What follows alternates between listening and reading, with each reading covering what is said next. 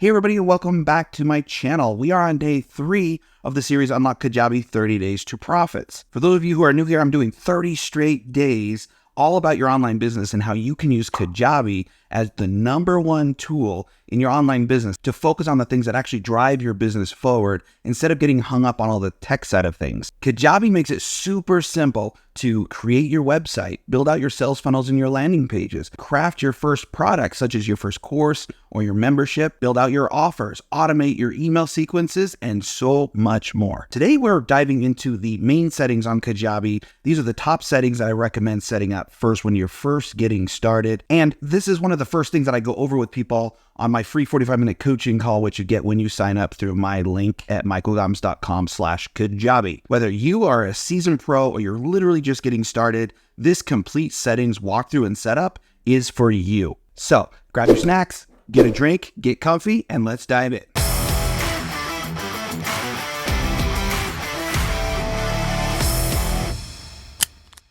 Real quick, I just want to mention that if you haven't seen day 1 in our series, What is Kajabi and Do You Need It?, I recommend starting there. So I'm going to link to it in the description below and right now in the cards above. I also want to quickly mention that if you don't already have Kajabi and you're thinking about checking it out, that you use my link at michaelgoms.com/Kajabi. You'll get several perks when you do this. You'll get a free 45-minute coaching call with me where we can talk about all things Kajabi to help you get started on the best foot possible. You'll also get my free Kajabi Kickstart mini course, which is designed to help you get up and running with Kajabi and making money online in your first 30 days. So click the link in the description below for an exclusive 30-day free trial, double what you get on their actual website. And if you're already a Kajabi user, fear not, I have an advanced course for you called Master Kajabi. Go to michaelgoms.com/Master Kajabi to sign up and you'll get all the information there.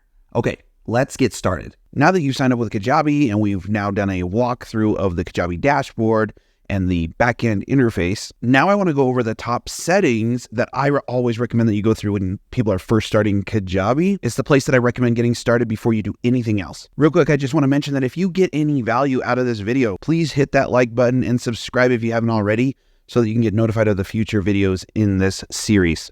All right, here we are in the site settings section. I got to this section by going down here to the left-hand side where it says settings. And we're going to go through some of these. We're not going to go through all of these because I don't feel like all of these are super important at this stage if you're just getting started. But if you want to go through some more of the advanced settings, I am going to be doing more advanced setting videos here on this YouTube channel. So make sure you're subscribed to get notified of those. But where I recommend that everybody get started is come down here first to your account settings. So these are the more personal settings that are associated with your Kajabi account, such as like your name and your security logins and like your billing information.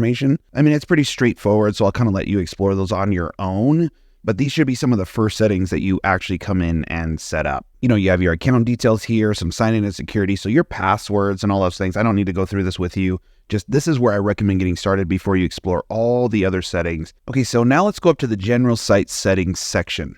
And let's start by diving into the site details right here. So this is where you're going to set up basic information about your website, okay? So right here, it's going to mention my subdomain. This is the subdomain that they gave me originally when I first signed up, but I don't actually use this domain. I use a custom domain, and I'm going to show you that here in a second. Obviously, I have my support email. Obviously, you can put a support phone number. I don't have that in here. If we scroll down here, this is your home page. Now, I want to explain this to you. So I have here showing a landing page. It gives you a couple of different options if you use this dropdown. Standardly, this is already set up to show the template home page because that's going to be the home page that's inside your page builder. I have this set to show a landing page, and I'm going to show you why here in a second. If you select show a landing page, you can actually select a drop down of all your landing pages. Now, what this home page is obviously whenever somebody goes to your main domain, so for example, mine is michaelgoms.com, this is what it's going to display or show. And as you can see, that gives you the option to even show your store, or you can even show the library where your students will be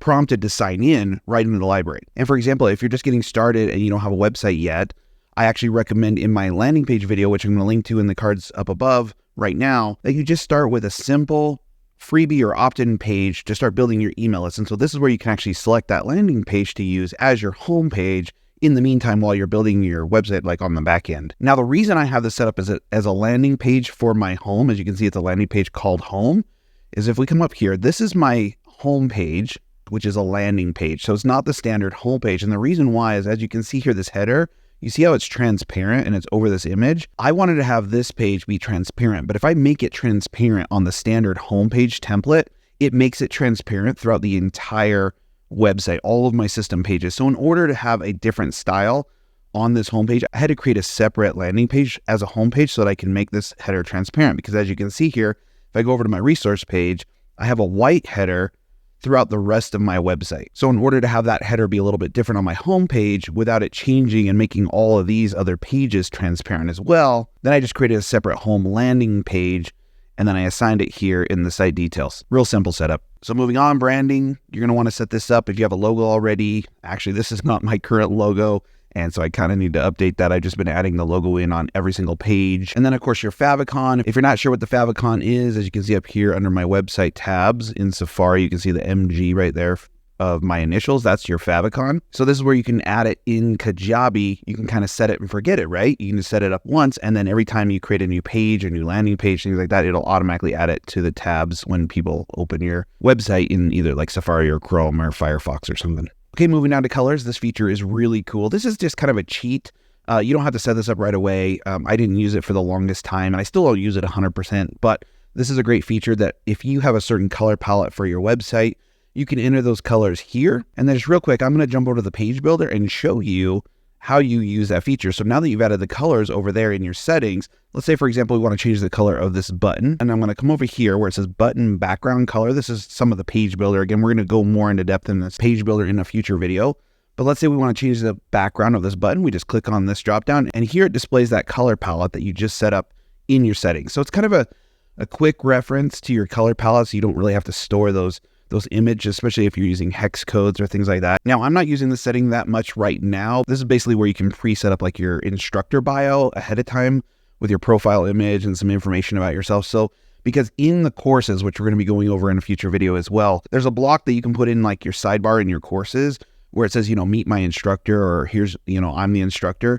And this will auto-populate. If you fill it out here, it'll auto-populate wherever you put that instructor block, so that you don't really have to retype it out or you don't really have to redesign it again. Here you go. I have my page scripts. This is actually my Facebook pixel. So I can track events on my sales funnels and my landing pages and on my website. So that's where you put your Facebook pixel. And then right here we have SEO and social sharing. So, this is what Google crawls, right? So this is so that more people can find my website. So I give a little page title of what my website, what my business is about, a little bit of a page description and an image in case someone shares my link on social media. So this you want to definitely fill out. All right, let's jump into the marketing settings. So this is your marketing contact address. You've got to have this filled out in order to send emails. I've got it blurred out here, obviously, for privacy reasons.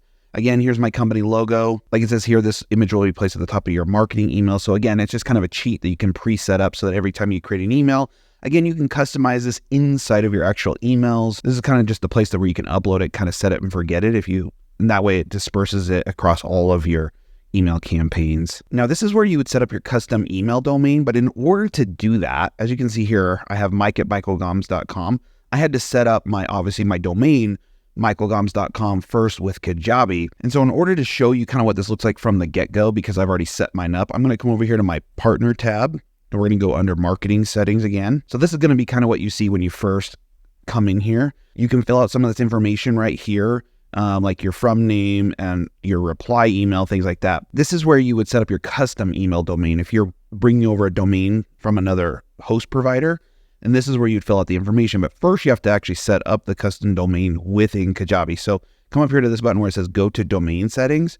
And this is going to bring us actually to another tab inside of the settings section, where I'll show you here in just a minute. But for example, in order for me to get my custom domain with my name, michaelgoms.com, which is actually hosted with DreamHost, I had to come here, click on the Setup Custom Domain button, and then I would choose the option that says Connect my domain to Kajabi, and then ask me for my domain name. I would put in michaelgoms.com there and click Next. Now, I have an extensive video on how to set this up inside of my Kajabi Kickstart course, so if you sign up with Kajabi through my link, you get that course and that video for the domain setup completely for free, automatically sent to you right away.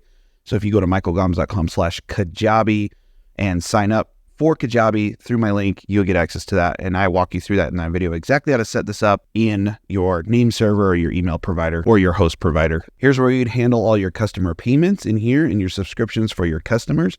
we're going to come over here and talk about the payment integrations. So when I first started with Kajabi, if you click on this use other providers down here, they only had really Stripe and PayPal. They've recently released this Kajabi Payments, which is freaking amazing, where they offer Apple Pay, Google Pay, and of course credit cards and Afterpay. So they have all these different options for my students and my potential clients, right? And so I don't really use the Stripe or the PayPal account right now, but if you have either one of those, you can integrate those. You can have Kajabi Payments. You can also offer all of the above. So you can offer Kajabi Payments, Stripe, or PayPal on your checkout pages. It basically just gives people a lot of different options. If you want to learn how to set up the Kajabi Payments in depth, I have a Kajabi payment video that I did recently on my YouTube channel. I'm going to link to it in the cards right now.